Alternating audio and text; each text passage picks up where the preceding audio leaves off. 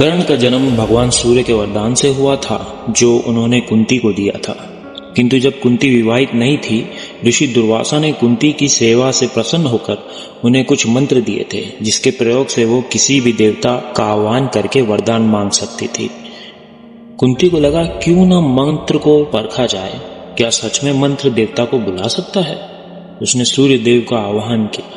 सूर्य देव प्रकट हुए और कुंती को उन्हीं के समान पुत्र का वरदान दे दिया। कुंती अविवाहित होने के कारण कर्ण को अपना नहीं सकती थी, इसलिए उसने सूर्य देव से उसकी रक्षा के लिए कहा। किंतु कुंती की बात को स्वीकारते हुए सूर्य देव ने कर्ण को दिव्य कवच और कुंडल प्रदान किए। कुंती महाराज कुंती भोज की पुत्री थी।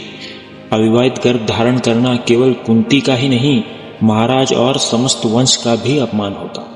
इसलिए लोक लाज के भय से अपने पुत्र को अपना नहीं सकी। इसलिए बड़ी भारी मन से कर्ण को सुंदर सी टोकरी में गंगा में प्रवाहित कर दिया। यहाँ कर्ण को अपनी ही माता ने त्याग दिया। ये घटना कर्ण के चरित्र निर्माण में निर्णायक सिद्ध हुई। आगे जानेंगे कि कर्ण के चरित्र पर इसका कैसा प्रभाव पड़ा। अब बात करते हैं अर्जुन के जन्म की। अर्जुन कुंती के तीसरे पुत्र थे। महाराज पांडु की आज्ञा से देवी कुंती ने मंत्रों से धर्मराज से युधिष्ठिर और वायुदेव से भीम को प्राप्त किया था। महाराज पांडु चाहते थे कि उनका तीसरा पुत्र स्वयं देवराज इंद्र के समान हो, पराक्रमी, योद्धाओं में श्रेष्ठ और तेजवान हो। इसलिए महाराज पांडु ने कुछ समय तक एक पैर पर खड़े होकर प्रतिदिन सूर्य उदय से सूर्य अस्त तक कठोर तपस्या की, जिसके फलस्वरूप देवराज इंद्र ने उन्हें अपने समान पुत्र का वरदान दिया। कुंती ने पुनः ऋषि दुर्वासा के द्वारा दिए गए मंत्र से देवराज इंद्र का आह्वान किया और अर्जुन का जन्म हुआ। अर्जुन बहुत छोटे ही थे कि महाराज पांडु का स्वर्गराज हो गया। अर्जुन पिता की छत्र छाया से वंचित रह गए। राजपुत्र होते हुए भी बचपन जंगलों में निकला। जब पांडव हस्तिनापुर वापस लाए गए, तब भी वे दुर्योधन द्वारा षड्यंत्रों से घिरे रहे। भीम को जब गुरुकुल में विष दिया गया, तो अर्जुन को ये आभास हुआ कि अपनी सुरक्षा दूसरों के भरोसे नहीं होगी। इन परिस्थितियों में अर्जुन का भी चरित्र निर्माण हो रहा था।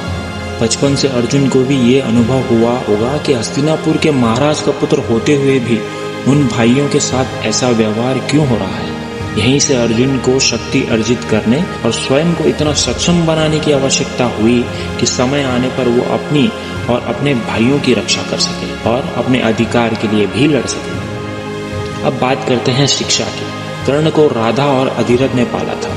अधिरथ हस्तिनापुर में सारथी थे, इसलिए कर्ण को सूत पुत्र भी कहा जाता था।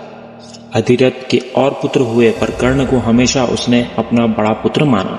अधिरथ ने कर्ण की शिक्षा के लिए उत्तम प्रबंध किए और उसे द्रोणाचार्य के आश्रम में प्रवेश मिला। कर्ण को अब पता चल चुका था कि वह सूत पुत्र नहीं है। माता राधा ने तो केवल उसे पाला है और वो किसी राजमहल की संतान है, और उसको जन्म देने वाली माता ने उसका जन्म होते ही तिरस्कार कर दिया है। वह जन्म से क्षत्रिय है। उसके मन में हमेशा ये प्रश्न रहा कि उसकी जन्म देने वाली माता ने उसका त्याग किया क्यों। एक मनुष्य को संसार में सबसे ज्यादा प्रेम करती है उसकी माता। पुत्र कैसा भी हो, माता का प्रेम कभी कम नहीं होता, और यही माता अगर उसका त्याग कर दे तो उसका उस बच्चे के चरित्र पर कैसा प्रभाव पड़ेगा। वह बच्चा पूरा जीवन हीन भावना से जिएगा। उसे लगेगा उसमें ही कोई खोट होगा जो माता ने उसका त्याग कर दिया। उसमें आत्मविश्वास की जीवन भर कमी रहेगी। किंतु ये तब होता जब कर्ण कोई साधारण मनुष्य होता, लेकिन वो सूर्य पुत्र था, उनका अंश था। उसमें स्वयं भगवान सूर्य के तेज था। कर्ण का मन का प्रश्न ही, मेरे जन्म देने वाली माता ने मेरा त्याग क्यों किया, धीरे धीरे एक प्रश्न से चिंगारी बन गया, और इसी चिंगारी को कर्ण ने भीतर का सूर्य बना लिया।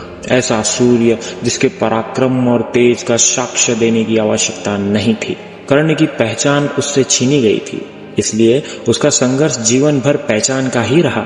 जब जीवन में उसका उद्देश्य एक ही था, खुद को अपने पराक्रम और शक्ति के दम पर स्थापित करना और संसार को ये दिखाना कि जिसने भी मुझे त्याग दिया था, खोट उसमें था, कर्ण में नहीं।